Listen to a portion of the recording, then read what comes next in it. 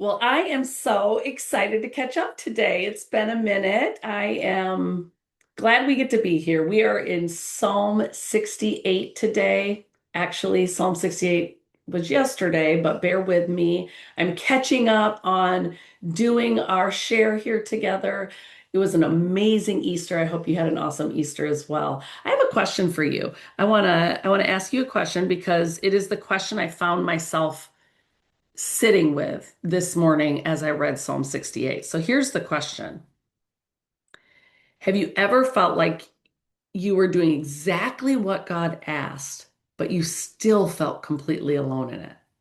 Think about that for a minute. Have you ever felt like you're doing completely what God has asked, or you have gone completely where He asked you to go, and yet you feel so alone? Let me add to that question a little bit because this is something I've been sitting with today. What if the only time you're truly alone is when you choose to be? The only time you're truly alone is when you choose to be. As I say that, I want to highlight to you today what the Lord shared with me or how the Lord grabbed my attention as I was reading Psalm 68 today. So, Psalm 68 is a long one, I will say that, but the Lord had me here in verses 5, 6, and 7. And it was right here at the beginning of verse 5. To the fatherless, he is the father. Woo! That caught my attention. Why? Because I've had kids in my home who were fatherless, or as the world would call, without father. To the widow, he is the champion friend. To the woman who has been left because her husband is gone, he is a champion friend. To me, that is everything she could ever need or want. To the lonely, he makes them part of a family. I've experienced that. There have been such deep seasons of loneliness in my life where I watched the Lord provide just massively. Even Christmases when my biological children were with their dad, and my bio family and I must have been at odds because I had my foster children and I wasn't invited to Christmas. And y'all, that is lonely. That is lonely. But you know what? It wasn't lonely. The Lord provided in ways I could have never seen coming. To the prisoners, he leads into prosperity until they sing for joy. This is our God. This is our God in his holy place. Immediately that worship song, that's my king. He has all the power. He has all the glory. Like immediately that worship song when it says this is our holy God. Our holy God is the father to the fatherless. He is the champion friend to the widow. He is the one that makes the lonely a part of family and the prisoner prosperous. That's our God. That's our King. He is our King. Like, whoa, that's my King. That's my God. And then it gets better. Why does it get better? Well, there is a little line in here, and we're going to talk about this in a minute. It says, but for the rebels, there is heartache and despair. O Lord, it is you who marched in front of your people, leading them out of the wasteland.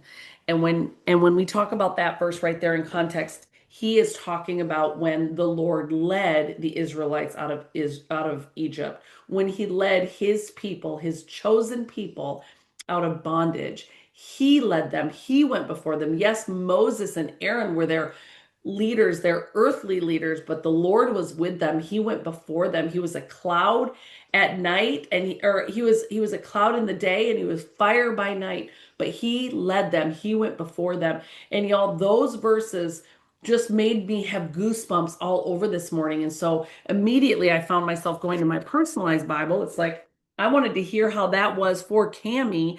And in verses 4, 5, and starting in 4, again, a father to the fatherless, a defender of the widows. In God is God in his holy habitation. He gives families to the lonely. He brings out the prisoners with singing. Again, he talks about the rebellious dwell in like desert. God, when you went forth before your people, when you marched through the wilderness, it's like, oh my gosh. Not only is he a father to the fatherless, not only does he put the lonely in families, not only is he everything a widow could ever need, He went before his people as he led them out of bondage into the promised land. That's our King. That's our God. Like I don't even have words for that. I just want to scream because I get so excited. But then I was like, I got to keep reading this. It was just like these words, there was so much power, and I knew that the Lord wanted me to lean into something. And so specifically, I wanted to look up what the word stubborn and rebellious meant, because when you read those same verses in the Amplified Version, a father of the fatherless, a judge and protector of the widows, is God in his holy habitation. That is who he is, period. He is everything we need him to be. Are you lonely right now? He will provide family for you. Are you a widow? He will be the friend that you need, a champion friend. Are you without parents? He will be your father. Are you feeling uncovered? He will be your covering. Are you feeling not provided for? He will be your provider. Folks, that is what I'm reading this morning. That is the massive impact that what our scripture is saying to us this morning. So, what is it right now you feel like you lack? What is it? I want you to tell the Lord. I want you to pour it out before Him.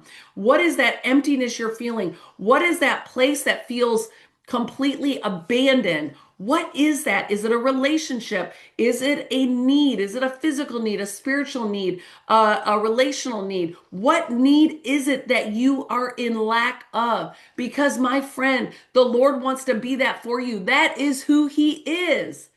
That is who he is and who he wants to be. Make no mistake, wherever you are right now, he is going before you. And you know, I want to remind you of those questions that I asked. Again, I wrote them down, y'all, because there's just too much that I felt like I wanted to be able to remember to say. And so I write them down. Have you ever felt like you were doing exactly what God asked, but still felt completely alone in it? And what if the only time you've truly been alone is because you have chosen to be? And I had to sit with that a little bit because I have felt that way so much. But as I'm reading this morning, the reason it leapt off the page to me is because this is who I know God to be in my life. So again, it has me reflecting, where am I feeling lack in my life? Where am I feeling loss or pain or emptiness or a gap or where do I want to complain? Is the Lord not exactly what I need him to be? He is. Am I even looking for him? Or am I choosing to sit in my loneliness? Am I choosing to be a victim of my circumstances? Or am I recognizing where God is fulfilling every need I've ever had? I'm just not looking for it. I'm too focused on what I don't have instead of what I do have. And you know, it made me think of the word stubborn and abandoned, because when I think of the word stubborn and rebellious, those are big words. Stubbornness isn't just being strong-willed. It's completely choosing to go our own way instead of God's. When that is the way we decide to live, when we choose to do things our way rather than surrendering to God's way, guess what? It's going to feel pretty desolate and dry. It's going to feel like we're in the middle of a desert. If you're feeling that today, I want to challenge you to ask the Lord where you're being stubborn or rebellious. And rebellious is even deeper. That's not just like going in a different direction, it's actually deciding you don't need what God has to offer. That's what rebellion is. And the Bible says this morning that stubbornness and rebelliousness leads to living in a land that is completely deserted, dry, without nourishment. I don't want to live there. And I wonder if some of us feel like we're living there. If we, instead of being like abandoned or forgotten, what if we're choosing it? Woo! So those were definitely some things. But here's where I was sitting with this today, because recognizing that the Lord has always been what I need and he goes before me. If he went before the Israelites as he was leading them out of bondage from Egypt, where am I right now that I'm feeling a little fragile, that I just need that reminder that the Lord is going before me? That's kind of what I started thinking about this morning. See, this prompted so much thinking. This prompted so much just sitting and reflecting on what the Lord was trying to reveal to me this morning. Um, you know, I think about the first time I stepped into uh, owning my own business, into the industry of direct sales. It was in a season of my life where there were leaders in the company, but I didn't have a leader. And traditionally in companies like that, you have a leader. And I remember so often, again, falling prey to what the enemy wanted me to believe, that I was alone. And yet the Lord certainly provided, and he provided so big, and he allowed me to step up in ways I didn't even know I was capable of. And yet I find that anytime I do something new, anytime I begin, like even Tai Chi, starting Tai Chi, I walked into that classroom and I thought to myself, oh my gosh, what am I doing? I know nothing. And I sometimes just feel like I'm all hands and all feet and I have no idea what I'm doing. But what I love about that is the place, if we're willing, it allows us to be in a place of dependence, independence on the one that is leading us. And for me in Tai Chi, that's Sifu, that's Simo. They are my father teacher, my mother teacher. That's the Chinese translation for them. And perhaps in a business, it's your leader. But in life, it's the Lord. He is our guide. And where we are not feeling him practically leading us, all we need to do is ask. All we need to do is look around and see where he is providing that we're not recognizing, and instead perhaps choosing to go alone instead of looking at all the resources that he's laid out before us. Um, God never, the couple points I want to just highlight to you. God never sends us anywhere that he hasn't already gone first. That's number one. And wherever we're going, we are not alone. He is there with us. That is what I'm reminded of today in verse 7 of chapter 68. God went forth before his people when they marched through the wilderness. The word wilderness is very clear. That is not somewhere that they have clear directions or know where they're going or even feels exciting. It feels lonely. It might feel completely desolate and dry. And even for the person that's being stubborn and rebellious, the Lord is there.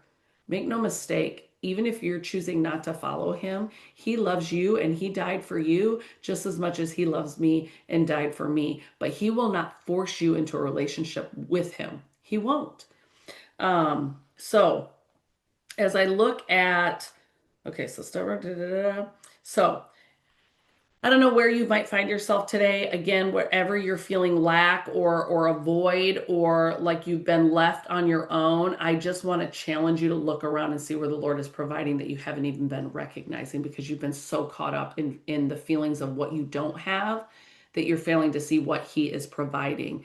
And for those of you that are walking into something new, my Tai Chi example, I if you're feeling out of your league, if you feel like you're walking into something big, but you don't know if you have what it takes, if you feel like you don't have all the answers, especially, that does not mean you're alone. It actually might mean you're exactly where you're supposed to be. And it is putting you in a place of dependence where God is going to guide you. He's going to lead you. You're going to sense his presence and see it in ways, tangible ways that you may not have ever recognized before if you're opening your eyes to look at it. It makes me think there's like a saying for this. I'll never forget. I went out car shopping and I was going into car shopping, and this was 10, 15 years ago. I was going in car shopping for an SUV that I knew I wanted. And as I got into that car, it wasn't what I had hoped it would be. It didn't drive like I had all these expectations and excitement that it would. But there was another car in on the lot that the salesperson suggested that I take it out for a drive. And you know what? I was like, huh, never seen that car anywhere. Never even knew that car existed. I took his recommendation. I got behind the wheel and I went out driving that car. I loved it. It felt like what I had hoped this other one would feel like. I liked the look. I liked the feel. I decided to take that car home. Would you believe it? Over the next couple days and weeks, I saw that car everywhere. But prior to test driving that car, I had never seen that car before. And it's because my eyes had not been open to it. And so often I find that we feel some sort of way because our awareness of what is hasn't been open because we're too focused on what isn't. So my challenge for you today is, what are you feeling in lack of? What are you feeling that is missing? And I want you to start opening your awareness of to where that might actually be. Instead of focusing on the lack, why don't you start looking for what you have felt like has been missing? And I almost doubled up. I almost want to place a guarantee on today's share, and I want you to come back here and tell me how it went. Give it a week, maybe 2 weeks, and you come back and tell me where the Lord has actually been providing in the very place that you have felt completely abandoned. And mark my words, it's going to be a level of intimacy and eye-opening awareness that brings you comfort in ways you never knew you needed. It's about to be crazy. I can't wait to hear back from you. Anyways, love today's reading. It's exactly what I needed. And the timing could not be more perfect because as I enter into some new seasons in my life, I needed that reminder today that the Lord is going to provide exactly what I need. I just need to be looking around for it. All right, let's get after it. And I can't wait to hear back from you if, not if, when you see that become your reality because it's there. He's going before you, He is with you, and He is providing, whether you've been recognizing it or not. Now that you're opening your awareness to it, I have a feeling you're going to see it everywhere.